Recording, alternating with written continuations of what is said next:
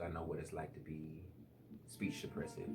But see, I had thought about that too. Something different than a stutter. You tense up. Autism. My speech pathologist told me that the three forms of communication with stuttering: hesitation, repetition, and trepidation. So hesitation is I contemplated in my mind so much so that I become hesitant in my speech. So there's a pause right before I say a word. I'll anticipate somebody asking me, what's your name? And when the question comes out, it computes in my mind, but I'm trying to prepare my words.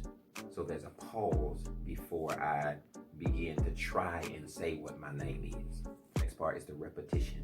For me, it's the hardest part because it makes you feel like, seem like, look like an idiot. I mean, it's just being blunt. That's just how I feel. Because I'm trying to get something out of my mouth, but I keep tripping over it. So it is Jeremiah. Last part is trepidation. I felt like even in the best light, they made fun of me, and it hurt my feelings. Trepidation is you tremble through the word, but you're trying to get it out, so your whole sentence comes out, but it's shaking. I'm done. What impression have I left? The one of a hesitant, repetitious, trembling person.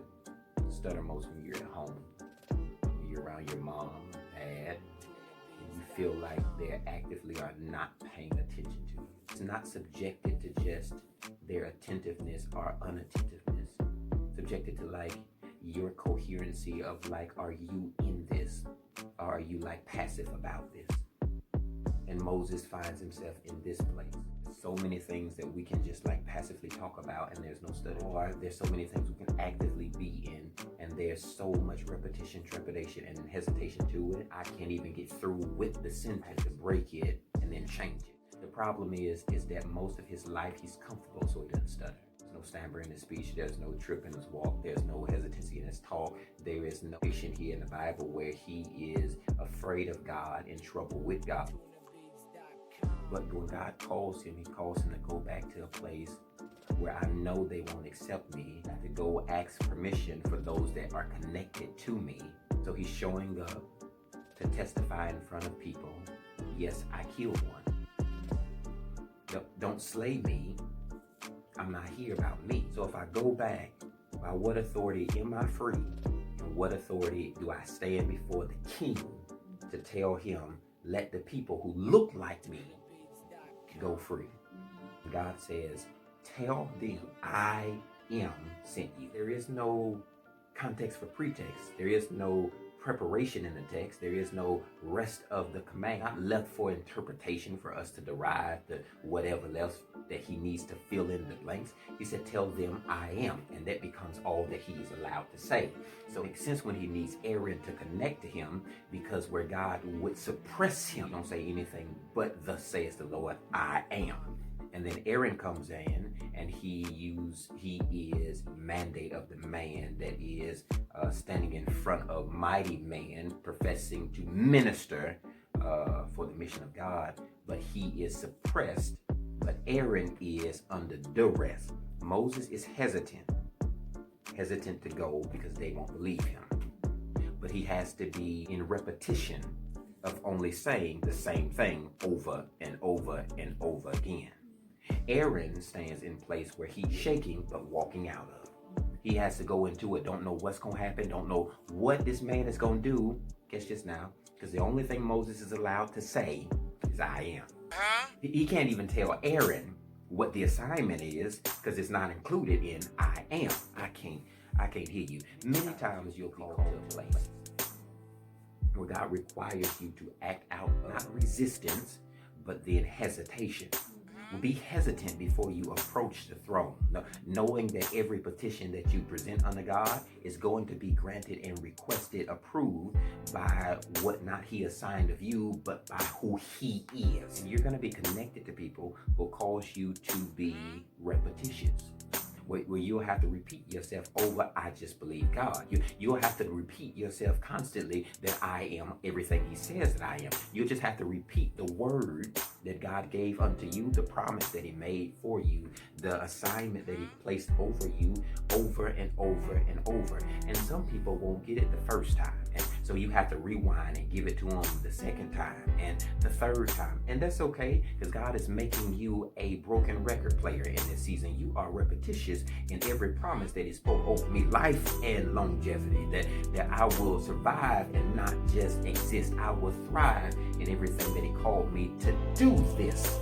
Become repetitious in it. But then he knows that he is in grave trepidation and politics. He often called to stand before people who know you, who can defeat you, but who will spare you. You're praying that the grace of God is with them, that it's not that you're a bad person, I just need you to be a better person.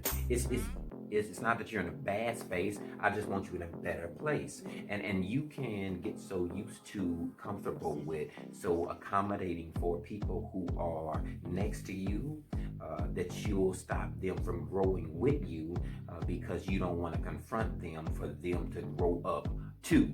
And the problem is that many of us grown-ups look at other grown-ups as children, and we want to cradle and coddle instead of convict them that you need to change and grow up too. That yeah, you're big, but you're little in the mind. Not that you're not a man, but you haven't become a male. I need you to understand that there's more to life than just being a pass around. You cannot just be a female in this season. God has called you to be a mother. God has called you to be a wife. God has called you to be a companion, a partner.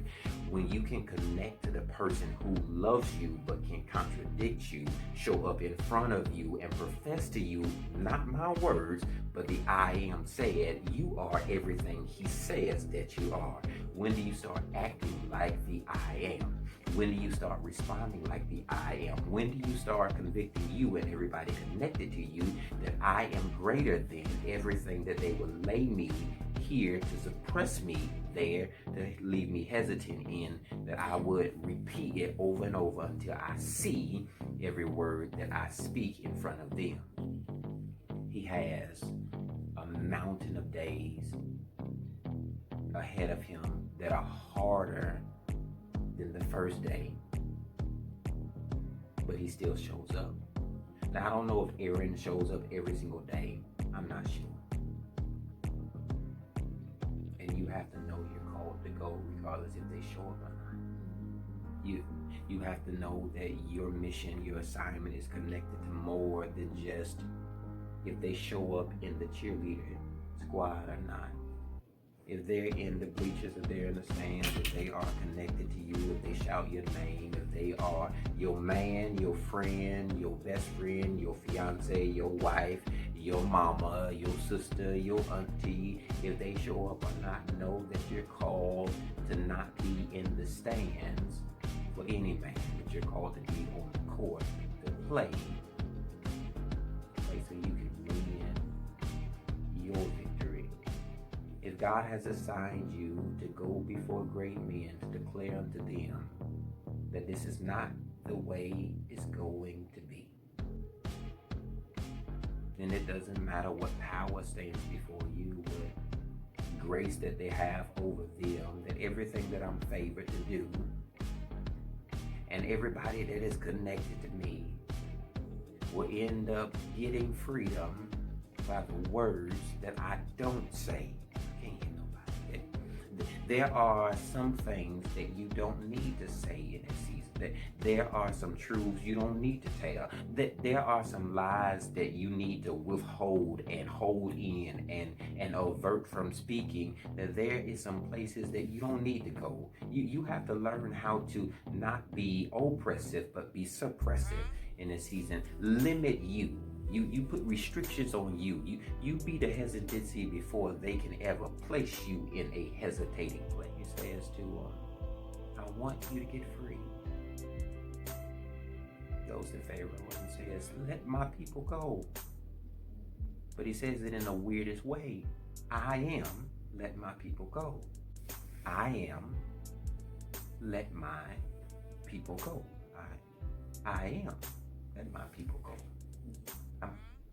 I'm gonna let my people go.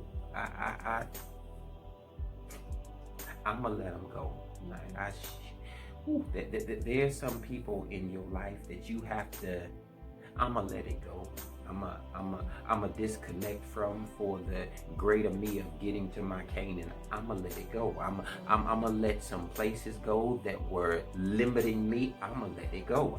I need to speak to the inner Moses in you today that is trying to force something that is not meant for you, and you're trying to make sense of it when it don't make sense of itself. You have to let those things go. Stop trying to force something into a place where it's not meant to be. It don't fit, it just don't fit. I'ma let it go. It don't work, it just don't work. I'ma let it go. It's not meant for me, don't look good on me, it's not good to me.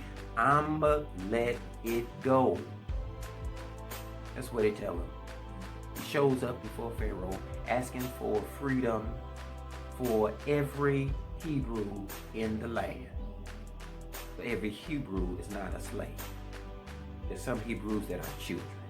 Some Hebrews that are queens and kings that are high up in the land in the office of the Pharaoh, the Egyptian. And Moses is grown as an Egyptian, but he identifies with a Hebrew. You have to know, bruh, that he called you so much more than to just work and slave for thee. You have to know that the possibilities of opportunities are way more when you open your horizon to everything that he called you to do, and that's beyond thriving in their land. Now know this, you can only go so far in the course of Pharaoh. Oh my God.